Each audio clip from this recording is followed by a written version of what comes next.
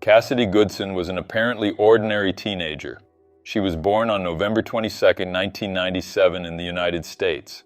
She had a normal childhood, typical of an American girl living in the suburbs.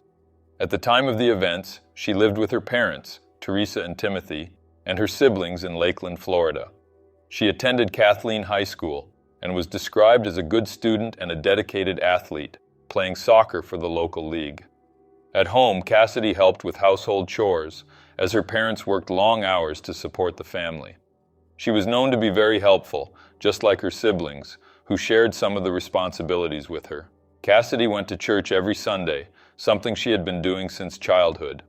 She had never caused trouble for her parents, never drank, used drugs, or committed any crimes. Therefore, no one expected her to do what she did, and it was something that shocked everyone. In the summer of 2012, Cassidy's siblings noticed she was acting strangely. At this time, Cassidy was 14 years old, and her behavior had been changing for a few months. Then, on the morning of September 19, 2012, Cassidy entered the bathroom in her bedroom and stayed there for over 3 hours. Her mother was home, but since the bathroom was in Cassidy's room, she didn't realize the girl had been in there for so long. She just assumed her daughter was sleeping in her bed. When Cassidy finally left the bathroom, she screamed for her mother, who immediately rushed to her daughter's room to see what had happened. Teresa was shocked to find a large amount of blood spread throughout the bathroom and parts of the bedroom. The toilet was flooded with blood, a scene straight out of a horror movie. Desperate, Teresa didn't hesitate and quickly took her daughter to the Lakeland Regional Medical Center. There, the medical team that examined and treated Cassidy found that she had recently gone into labor and had serious complications as a result. Cassidy had lost a lot of blood and had severe damage to her private parts. Teresa was very confused by everything. She had noticed the change in her daughter's behavior but had not yet reached any conclusions about the reason. When confronted by her mother, Cassidy admitted that she was pregnant and had gone into labor in her bedroom bathroom. However, according to her, what came out of her body was just a small, malformed fetus that was eventually carried away by the toilet flush. The medical team at Lakeland Regional Medical Center did their best for Cassidy, and she recovered quickly, returning home as soon as she was discharged. Obviously, after this episode, the atmosphere at home changed. Cassidy's father and siblings were stunned to learn what had happened. There was a slight strain on the family relationship, but despite everything, they continued to support her during that time. Cassidy's mother wondered how she had let something like this go unnoticed. Then she began to piece things together in her mind and remembered the strange behavior her daughter had been displaying over the past few months.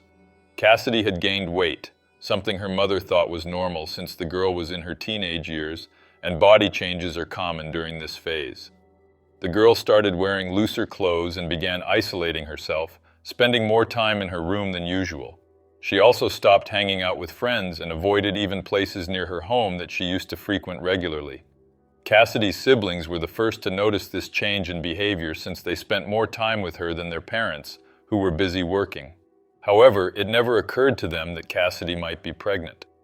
At school, some people started to suspect, and rumors began to spread. In fact, some of Cassidy's aunts heard these rumors and even told the girl's mother. Some sources say Teresa was a bit reluctant because it didn't make sense to her. Teresa reportedly questioned her daughter about the rumors, but Cassidy denied everything. The girl even took 2 pregnancy tests at her mother's request, over-the-counter tests that can be done at home. The tests came back negative, but since Cassidy took them without her mother knowing, it's very likely she tampered with them.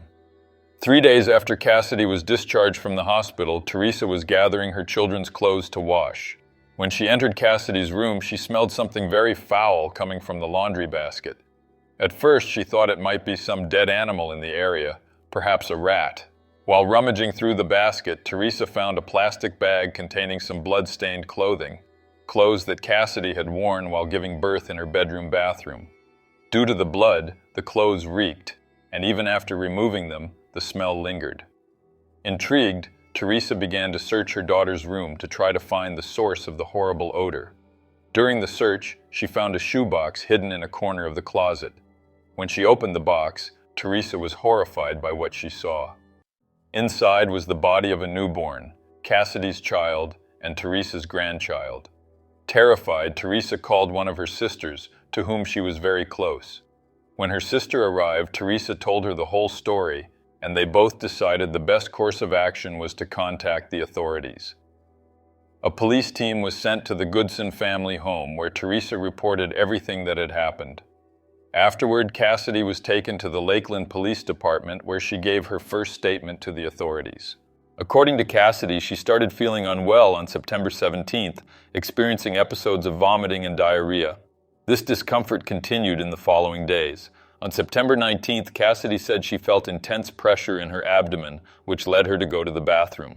She explained that she used a Santa Claus figurine, which she inserted into her intimate parts to try to relieve the pressure she was feeling. While doing this, she said she felt what seemed to be a baby's head emerging. Cassidy then grabbed a pair of scissors to remove the baby. She used the scissors to push it out, which caused severe damage to her intimate parts. When the baby came out, it fell into the toilet along with the placenta. Cassidy stated that the baby had its eyes closed, so she didn't know if it was alive or not. She confessed that she touched the baby to check if it was breathing, and when she realized it was alive, she decided to take its life by suffocating it with her own hands. She did this while the baby was still attached to her by the umbilical cord, which she later cut with scissors. Cassidy said the act took about a minute, and when she finally confirmed that the baby was dead, she had time to clean everything and hide the body in a shoebox inside the closet. She explained that during the painful labor she bit a towel to silence her screams, and that no one knew she was pregnant, not even her best friends. Cassidy didn't tell anyone because, according to her, from the beginning she had no intention of keeping the baby. Cassidy intended to buy time to dispose of her son's body as soon as she could, but her mother found it before she could. According to Cassidy, she hid the pregnancy and took her son's life because she feared how it would affect her relationship with her parents. Cassidy said the father of the child was a teenager who attended the same school as her, but they no longer spoke.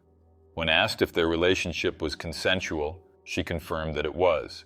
This boy was identified and located by the police. He and his parents spoke with the officers, but his identity was not disclosed. The newborn's body, a boy weighing around 4 kilograms, was taken for autopsy. According to the autopsy report, the baby was completely healthy, and the cause of death was oxygen deprivation. The baby, who never had a chance to be named, became known as Baby Goodson. On September 27th, Cassidy Goodson was formally charged with taking her newborn's life. She was taken to the Polk County Juvenile Detention Center. Baby Goodson was handed over to a funeral home and later cremated. There is no information about a funeral being held. Due to the seriousness of the case, authorities considered the possibility of trying Cassidy as an adult. In October of the same year, it was decided that Cassidy would face the charges in court as an adult. When the legal process began, Teresa defended her daughter, insisting that neither she nor Cassidy knew about the pregnancy. Later, prosecutors managed to prove that Cassidy was aware of her pregnancy, as she herself admitted that she had started wearing looser clothes to hide her belly. Under Florida state law, the trial in the adult criminal system would allow for stricter penalties, including a life sentence. Within the Florida adult criminal justice system, the maximum penalty for first-degree murder generally ranges from life imprisonment to the death penalty. Since Cassidy was only 14 years old, she could not face the death penalty, but there was a possibility she could spend the rest of her life behind bars. However, earlier that same year, a U.S. Supreme Court ruling determined that mandatory life sentences for minors were unconstitutional. In December 2012, the prosecution offered a plea deal, which Cassidy accepted without hesitation. As a result, Cassidy Goodson pleaded guilty to manslaughter, avoiding a trial in which she would likely have been sentenced to several years in prison. The judge responsible for the case, Donald Jacobson, sentenced Cassidy to 18 months in a maximum risk unit of the Florida Department of Juvenile Justice, where she would also be required to participate in an intensive psychological treatment program. According to sources, Cassidy served her sentence without any issues. When she returned home, her family gave her full support, but she was not well received by other acquaintances in Lakeland, including some friends who stopped speaking to her. She even received some anonymous threats. The latest information I found about Cassidy is that she got married and had 2 daughters. The first was born in 2017, and the other a few years later. This case generated a lot of controversy because of how everything unfolded, especially since the perpetrator of the crime was only 14 years old. It sparked a major debate about the importance of educating adolescents on intimate relations to prevent cases like this.